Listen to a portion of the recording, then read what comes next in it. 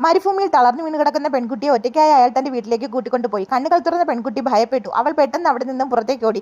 എന്നാൽ ദൂരെ എങ്ങും തന്നെ ആരെയും അവൾക്ക് കാണാൻ അവിടെ സാധിച്ചില്ല. എന്തു വരട്ടെ എന്ന് കരുതി അവൾ മുന്നോട്ട് നടന്ന് അവളുടെ കൈകാലുകൾ തളർന്നു. എന്നിരുന്നാലും അവൾ നടത്തം അവസാനിപ്പിച്ചില്ല. പക്ഷേ അടുത്ത ദിവസം കണ്ണുകൾ തുറന്ന് അവൾ കാണുന്നത് താൻ തലേ ദിവസം കിടന്ന അതേ വീട്ടിൽ തന്നെ താൻ വീണ്ടും കിടക്കുന്നതാണ്. ഇത് കണ്ട് അവൾ വല്ലാതെ ഭയപ്പെട്ടു പോയി. ഭയപ്പാടോട് പിന്നോട്ട് നീങ്ങിയ പെൺകുട്ടിയോട് ഭയപ്പെടേണ്ട, ഞാൻ നിങ്ങളെ ഒന്നും തന്നെ ചെയ്യില്ല എന്ന് അയാൾ പറയുന്നു. എന്നിരുന്നാലും രാത്രി അവൾക്ക് വേണ്ടി അയാൾ കിടക്കിരിക്കുന്നതൊക്കെ കണ്ട് അവൾക്ക് വല്ലാത്ത ഭയം തോന്നി. അതുകൊണ്ട് തന്നെ അവൾ ഉറങ്ങാതെ കണ്ണുകൾ തുറന്ന് കിടക്കുകയാണ്. അല്പസമയം കഴിഞ്ഞപ്പോഴേക്കും എന്തോ ഒരു ശബ്ദം കേട്ട് അവൾ ഞെട്ടി ഉണരുന്നു. അപ്പോഴേക്കും അയാൾ പറയുകയാണ്, നിങ്ങൾ പേടിക്കേണ്ട, ഞാൻ പുറത്തോട്ടൊന്ന് പോവുകയാണ്. ശരിക്കും പറഞ്ഞാൽ അയാളുടെ പേര് രഘു എന്നാണ്. മരുഭൂമിയിലെ ഈ ഒറ്റപ്പെട്ട വീട്ടിൽ ഒറ്റയ്ക്കാണ് അദ്ദേഹം താമസിക്കുന്നത്. അതുവഴി പോകുന്ന ട്രെയിനിന് സിഗ്നൽ കാണിക്കുകയാണ് അദ്ദേഹത്തിന്റെ ജോലി. അടുത്ത ദിവസം രാവിലെ കണ്ണുകൾ തുറന്ന പെൺകുട്ടി അവിടെ ആരെയും കാണുന്നില്ല. പുറത്തേക്ക് ഇറങ്ങിയപ്പോഴേക്കും അവിടെ രഘു അവൾക്കായി ചായ തയ്യാറാക്കുകയായിരുന്നു. രഘുവിനോട് ഏറെ നേരം സംസാരിച്ചു. അതിനിടയിൽ തന്റെ വിശേഷങ്ങളും അവൾ പറയുകയാണ്. വർഷങ്ങളോളം നീണ്ട പ്രണയത്തിന് ശേഷമാണ് അവളുടെയും കാമുകന്റെയും വിവാഹം നടക്കുന്നത്.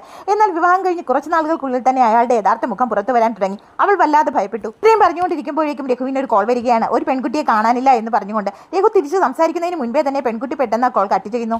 ഒന്നും പറയാതെ അവിടെ നിന്ന് പോയി പെൺകുട്ടി അടുത്ത ദിവസം രാവിലെ തന്നെ കിച്ചണിൽ കയറി ഭക്ഷണ പദാർത്ഥങ്ങളൊക്കെ തയ്യാറാക്കാൻ തുടങ്ങി. കുളിക്കുന്നതിനായി കുളിമുറിയിലേക്ക് കയറിയ പെൺകുട്ടിക്ക് രഘു തന്റെ വസ്ത്രം മാറാനായി നൽകുന്നു. പതിയെ അവർക്കിടയിലുള്ള ദൂരങ്ങൾ കുറഞ്ഞു വന്നു. രഘുവിനോട് അവൾ കാര്യങ്ങൾ സംസാരിക്കുവാനും കൂടുതൽ കൂട്ടാകുവാനും തുടങ്ങി.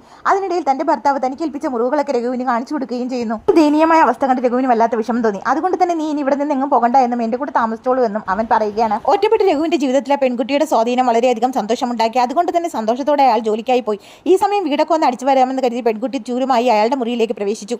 ഒട്ടും പ്രതീക്ഷിക്കാതെയാണ് പഴയ ഇരുമ്പ് പെട്ടിയിൽ നിന്നും കുറച്ച് ന്യൂസ് പേപ്പർ കട്ടിങ്സ് അവൾക്ക് ലഭിക്കുന്നത്. അതിൽ നിന്നും യഥാർത്ഥ രഘുവല്ല ഇവിടെ താമസിക്കുന്നതെന്ന് അവൾക്ക് മനസ്സിലായി. കൊലയാളിയോടൊപ്പമാണ് താൻ താമസിക്കുന്നതെന്ന് പെൺകുട്ടി തിരിച്ചറിയുമ്പോഴേക്കും അയാൾ അവിടേക്ക് കയറി വന്നു. അടുത്ത ഭാഗത്തിനായി അഭിപ്രായങ്ങൾ കമന്റ് ബോക്സിൽ അറിയിക്കുക.